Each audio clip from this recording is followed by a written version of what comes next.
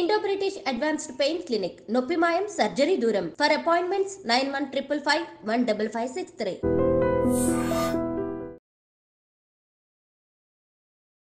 Welcome to iDream. It's me Anusha Kumal. Ivalti mana guest Kanishka IAS Academy Director Mahinder Reddy garu unnaru vartho maatladam. Namaste sir. Namaste. So civils preparation గురించి చాలా doubts చాలా చక్కగా clear గా explain చేస్తూ ఉంటారు. So నాకు ఈ మధ్య కాలంలో చూసిన న్యూస్లు చూసి ఒక డౌట్ వచ్చింది. చాలా మంది బీటెక్ చదివి ఆల్రెడీ జాబ్స్లో జాయిన్ అయిన వాళ్ళు కూడా లాస్ట్ టైం మనం ఎగ్జామ్స్లో చూసాం. మళ్ళీ వెనక్కి వచ్చి సివిల్స్ ప్రిపేర్ అయ్యి కొంతమంది క్రాక్ చేసిన వాళ్ళు కూడా ఉన్నారు. ఓకే. సో అందరికీ ఇది పాసిబుల్ అవుతుందా? చేయాలి అనుకున్న వాళ్ళకి ఏం చెప్తారు మీరు? చేయాలి అనుకున్న వాళ్ళకి పాసిబిలిటీ ఉంటుంది. దీంట్లో అంటే ఒక్కొక్క దాన్ని మనం చెప్తూ పోతే ఫస్ట్ వాళ్ళకు దీనిపైన ఆసక్తి ఉండాలి. ఓకే. ఒకటి ఇంకా దాన్ని ఇంకొంచెం బాగా పద్ధతిగా చెప్పాల్సి వచ్చినప్పుడు మనం రెండు రకాలుగా పనులు చేస్తాం. ఒకటి కొన్ని పనులు ఇష్టం కోసం చేస్తాం, కొన్ని అవసరం కోసం చేస్తాం. చాలామంది ఏంటంటే ఇష్టం కోసం చేస్తేనే మనం సక్సెస్ అవుతాం, అవసరం కోసం చేస్తే కాదు అంటారు. కాదు, ఇష్టం కోసం చేసే ప్రతి పని కూడా నీకు హ్యాపీనెస్ మాత్రమే ఇస్తుంది. అవసరం కోసం చేసేది నీకు ఖచ్చితంగా ఫలితాన్ని ఇస్తుంది, రిజల్ట్ ఇస్తుంది. 10th పాస్ అవ్వాలి, అది నీ అవసరం, ఇష్టం కాదు. అది 10th పాస్ అవ్వాలనే అవసరం నీకున్నప్పుడు ఆ అవసరంలో మ్యాథమెటిక్స్ కష్టంగా ఉందనుకోండి, ఖచ్చితంగా మ్యాథమెటిక్స్ నేర్చుకుంటాను కదా పాస్ అయ్యేది. అది ఇష్టమా అవసరమా? అవసరమే కదా. ఆ అవసరం ద్వారా నువ్వు ఎట్లయితే పోయావో నీకు కూడా ఒక గవర్నమెంట్ ఆఫీసర్గా, అది ఐఏఎస్ ఐపీఎస్ అనేదాన్ని ఐఆర్ఎస్ అని ఇష్టమే కాదు, నేను ఈ సమాజానికి సేవ చేయాలి, నా అవసరం ఉందన్నది గుర్తించండి. ఓకే. జనరల్గా ఏంటంటే ఈ ప్రోవర్బ్స్ కానీ ఇవన్నీ కూడా బాగా అన్నీ ఆర్థికంగా పరిపుష్టంగా ఉండి జీవితంలో అన్నానుభవించినోడు చెప్తే అది గొప్పగా కనిపిస్తుంది. ఏదైనా ఇష్టంతో చేయాలి, నిజంగా ఇష్టంతో చేసేటి మనకు ఆనందాన్ని ఇస్తాయి, కానీ అవసరంతో చేసేటి మనకు రిజల్ట్ ఇస్తాయి. ఓకే, ఖచ్చితంగా అది కావాలి అని కష్టపడతాం. సో ఈ అవసరాన్ని మీరు గుర్తించిన తర్వాత ఈ ఫీల్డ్కి రాగలిగితే సక్సెస్ అవుతారు. ఫస్ట్ ఇది ఒకటి అనుకుందాం. రెండు, మరి మీరు ఇందాక అనుకున్నాం ఏమని, చాలామంది ప్రైవేట్ సెక్టార్ నుంచి ప్రయత్నం చేస్తున్నారు. దీంట్లో కూడా అవును, మనందరికీ తెలిసిందే ప్రైవేట్ సెక్టార్లో కూడా రెండే ఉంటాయి.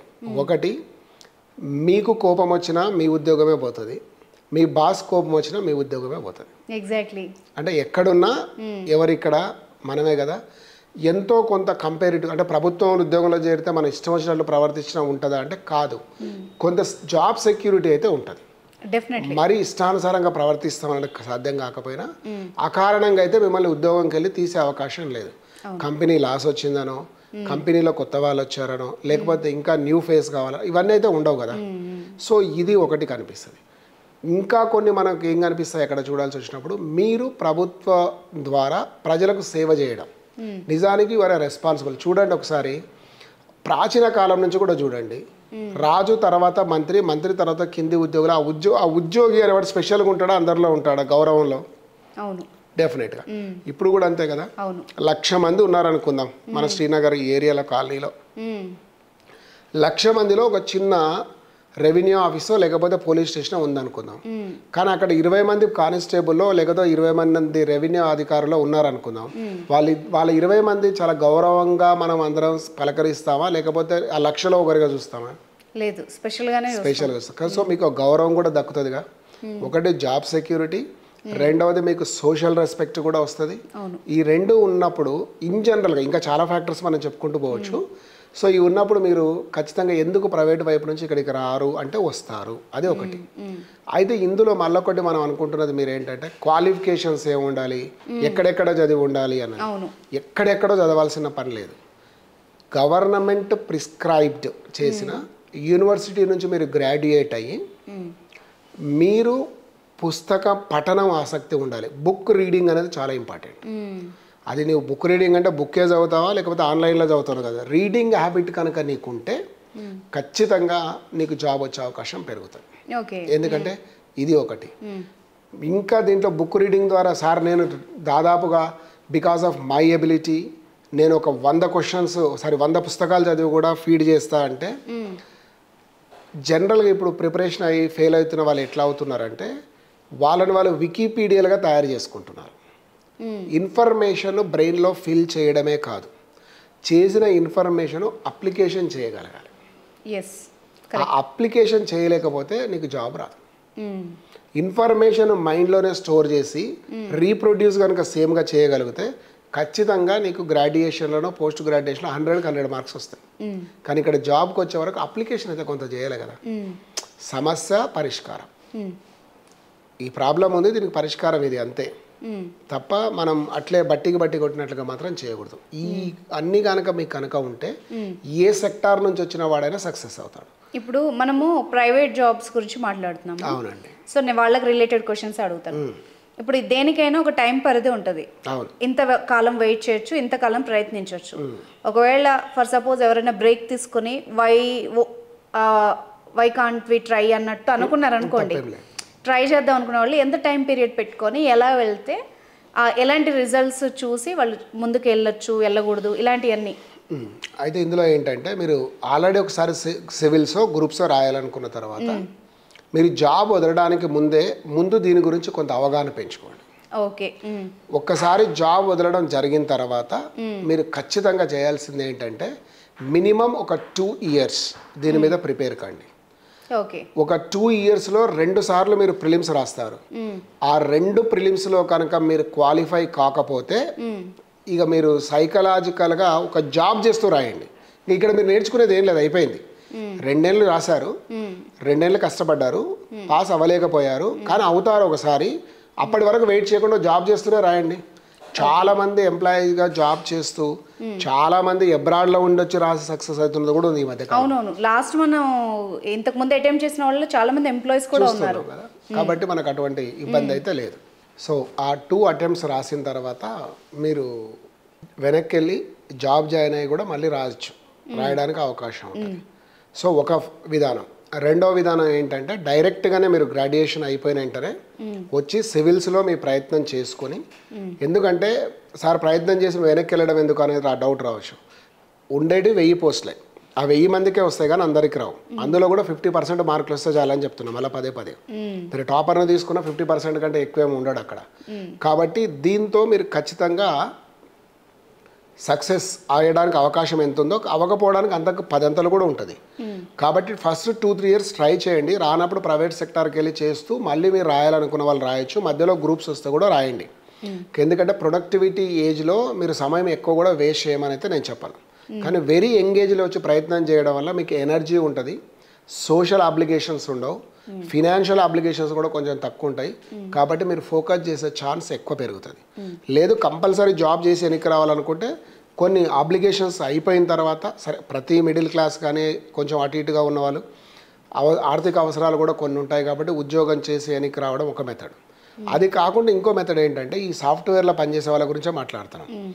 సాఫ్ట్వేర్ సెక్టార్ కంటే మామూలు సెక్టార్ చాలా ఎంప్లాయ్మెంట్ ఇచ్చేటప్పుడు. ఎగ్జాంపుల్ మీకు ఈ క్లాత్ షాప్స్ ఉంటాయి అనుకుందాం, ఒక ఎగ్జాంపుల్గా తీసుకుంటున్నాం. లేకపోతే జ్యువెలరీ షాప్స్ ఉంటాయి.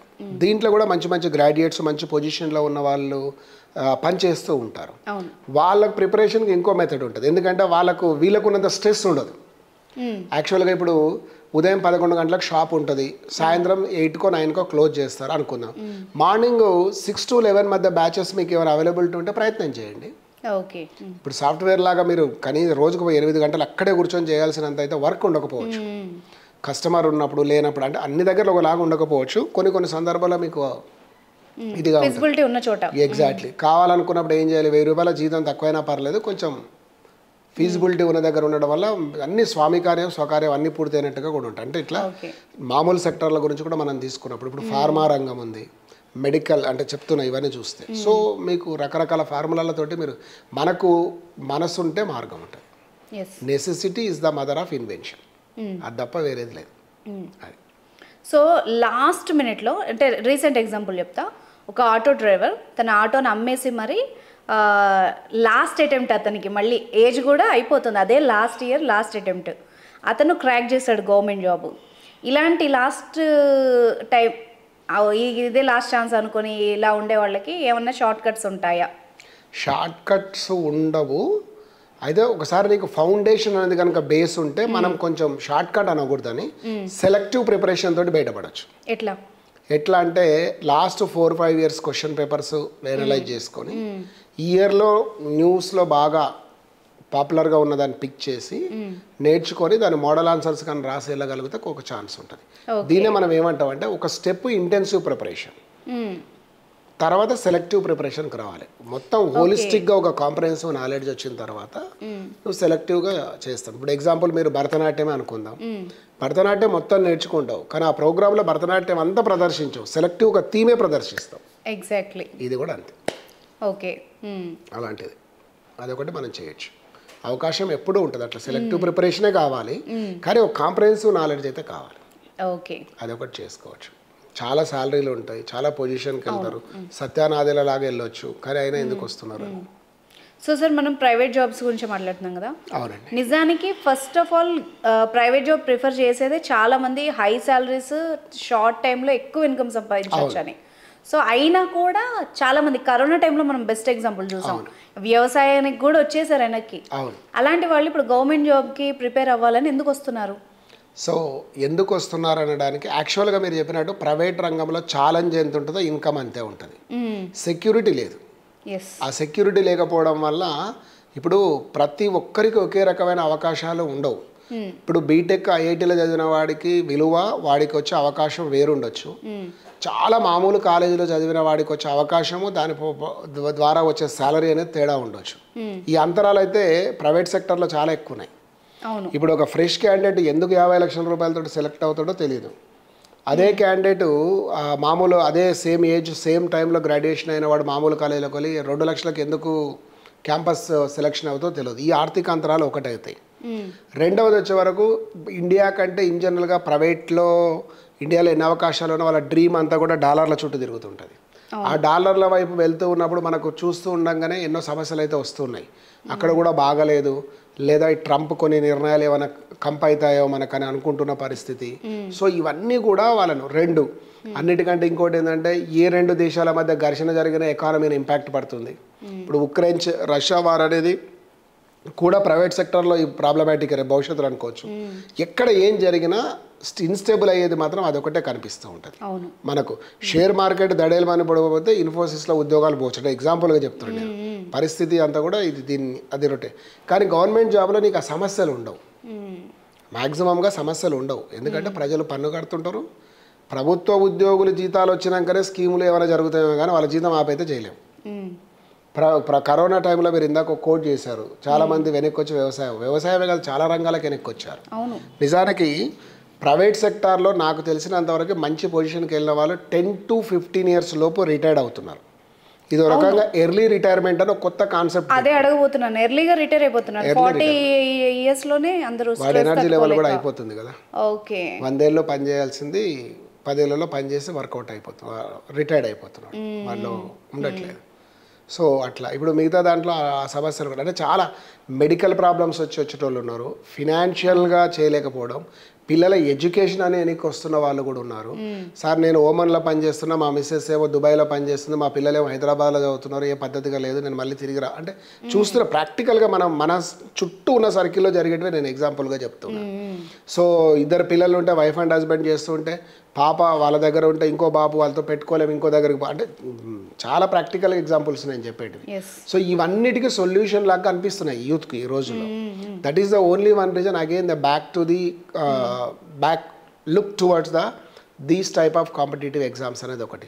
చాలామంది మీరు సివిల్స్ అనే కాదు, యాక్చువల్గా నేను అది గవర్నమెంట్ జాబ్ అనే చెప్తా. ఒకటి సివిల్ సర్వీస్, రెండవది స్టేట్ పబ్లిక్ సర్వీస్ కమిషన్, ఇది బోను మీకు స్టాఫ్ సెలక్షన్ కమిషన్ ఉంది, ఇది బోను మీకు రైల్వే రిక్రూట్మెంట్. నిజంగా మనం ప్రిపేర్ అయితే ఏదో ఒక జాబ్ కొట్టచ్చు, అది మాత్రం గ్యారంటీగా చెప్పగలను.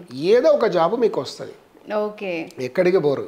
మీ దీన్ని బట్టి ఏమంటాం దాన్ని, పార్లమెంట్కి ట్రై చేస్తే కనీసం పంచాయతీ వార్డు మెంబర్ అన్న అయినట్లుగా సివిల్స్కి ట్రై చేస్తే చివరికి విఆర్ఓ అన్న అవుతాం, ఎక్కడికి పోదాలి. Depend on your luck, depend on your time, depend on your efforts, depend on your circle. So దీని మీద మళ్ళీ చాలా ఫ్యాక్టర్స్ ఉంటాయి. సో ఇది ఒకటి. తర్వాత ఖచ్చితంగా సక్సెస్ అవ్వడానికి కొన్ని ఫార్ములాలలో కూడా ఒకటి ఏంటంటే 3 కలవాలి. ఒకటి మంచి టీచర్, మీరు మెంటార్ అనుకోండి.